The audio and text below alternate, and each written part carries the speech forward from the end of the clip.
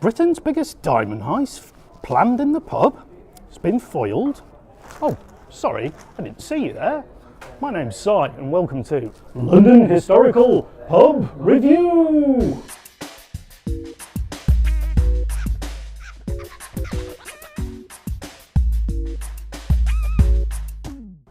We're here today at the Yoldy Mighty Tavern here in Ely Place. It's a very historical pub. It's very hard to find though. It's one of London's most elusive pubs. One man actually worked around the corner for 6 years, never found the place. Perhaps it's because it's so hard to find, or perhaps he was just a bit of an idiot. Who knows? Here's our Muppet's guide to getting to the Mighty Tavern. Get off at Chancery Lane, walk down the street, past McDonald's on the right, keep on going, yeah, keep up, Bosh! Keep on moving, past W.H. Smith's on the left, yeah, lovely couple in front, don't really know them. Past the Bounce Hipster ping pong joint on the left, don't go in there, it's rubbish. Keep on going left, turn into Hatton Gardens, go to the jewellery quarter, buy girl ring, present it with ring, she accepts, Bosh! Then see the cast iron mitre sign, yes, go down the alleyway, and then bing bang bosh, how's your father? Rubber duck, you're in the Mighty Tavern, my son. Nice one. Oh, I think I need a beer after all that. Its current incarnation dates back to 1782, but the actual original pub dates back to 1546. How historical is that? Technically, the pub actually still belongs in the Diocese of Ely, Cambridgeshire. So bizarrely, I'm in the centre of London, but I'm actually in Cambridgeshire. That's pretty strange, isn't it? But this was due to the fact the Bishop of Ely owned these grounds, and this used to be the servants' tavern where they used to drink many, many years ago.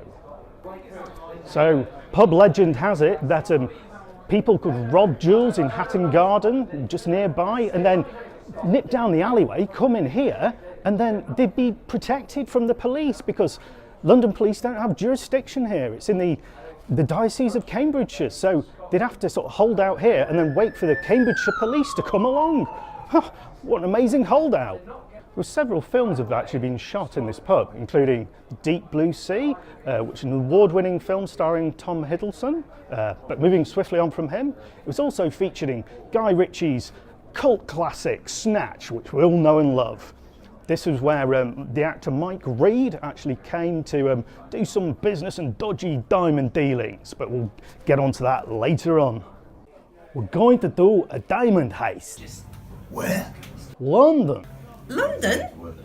London! You know, London. Fish, chips, cup of tea, bad weather, bad food, Mary Chuffin Poppins. Oh, Guy Ritchie, you don't make him like that anymore, do you? I mean, hopefully with Sherlock Holmes 3 coming up, there'll be some historical pub action in that. Surely there's got to be. So here we have the pub itself, beautiful oak construction, and what we can't see behind here is actually a supporting beam, which was a cherry tree Elizabeth I once danced around when Henry VIII was getting married next door. So it really is piling on the history here. She actually danced around it with her lover of the time, Sir Christopher Hatton, which we're probably going to hear about later on in one of Tim's poems. Picture me upon your knee with a toasty for two and a Scotch egg for me. Hi, I'm Rita. I know I threatened to leave last episode, but I have decided to stay. There's been too many people leaving recently.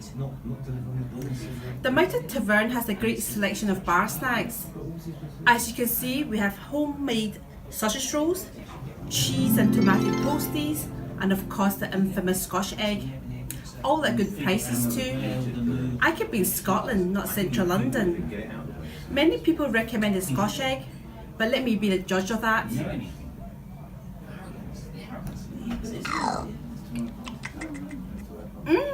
Yummy! Perfect for soaking up the booze or tea. We're upstairs in the bishop's room where the bishops used to drink and the servants used to drink downstairs. But what's this? I think it's an appearance of the naughty historical glove trying to get his hands on the Scotch eggs. Get back to episode 1, you bugger.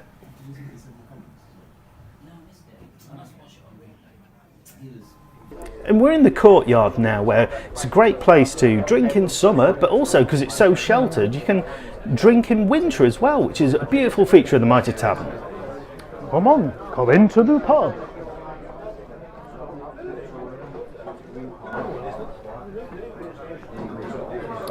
So here we are in the main bar. Hello, could I get a pint of Oliver's Island, please?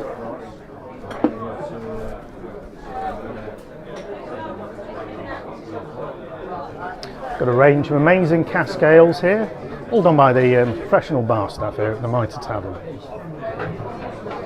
And today I'm going to have an Oliver's Island. We've got a Seafarer's Ale, a Scottish Duchess IPA, and Adnams Broadside. Hey, do right, pal, you've got a Duchess IPA. Thank you very much.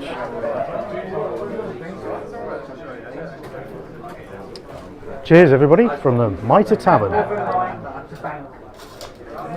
Here in the main bar of the Oldham Mitre Tavern, we can see it's amazing, like homely feel. It's very comforting, and as we look around, there's people relaxing, enjoying a drink, and as we look up at the ceiling, there's all these amazing whiskey water jars and old tankards, which give it a real character and appeal to the pub.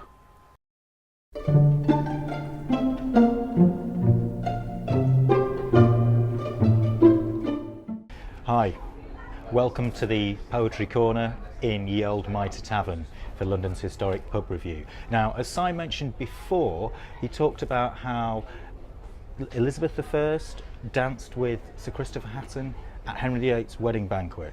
And so for this episode, I've chosen John Donne, who was a metaphysical Elizabethan poet who actually wrote poems about Elizabeth I and Sir Christopher Hatton, sometimes always in a slightly mocking sense in one sense, but given the fact that that was the lovers' period, I have chosen The Good Morrow. The Good Morrow by John Donne. I wonder by my troth what thou and I did till we loved.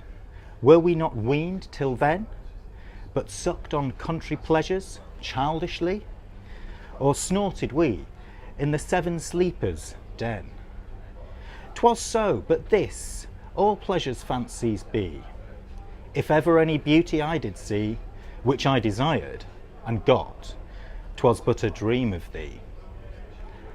And now good morrow to our waking souls, which what not one another out of fear, for love all love of others' sights controls, and makes one little room and everywhere. Let sea discoverers to new worlds have gone. Let maps to others worlds on worlds have shown. Let us possess one world, each hath one and is one. My face in thine eye, thine in mine appears, and true plain hearts do in the faces rest. Where can we find two better hemispheres, without sharp north, without declining west? Whatever dies was not mixed equally, if our two loves be one, or thou and I love so alike, that none do slacken, none can die. We raise a glass to Sir Christopher Hatton. And Sir John Donne. Sir John Donne, cheers.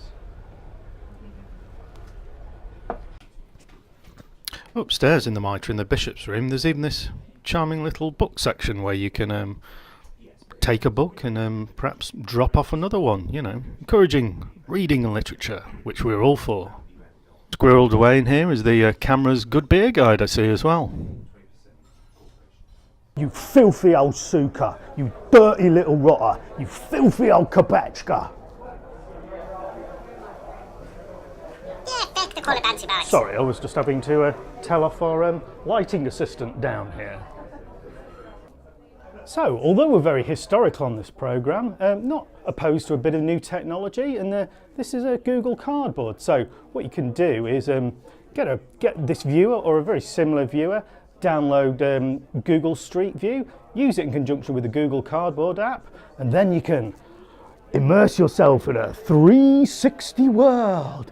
It's like virtual insanity. Woo!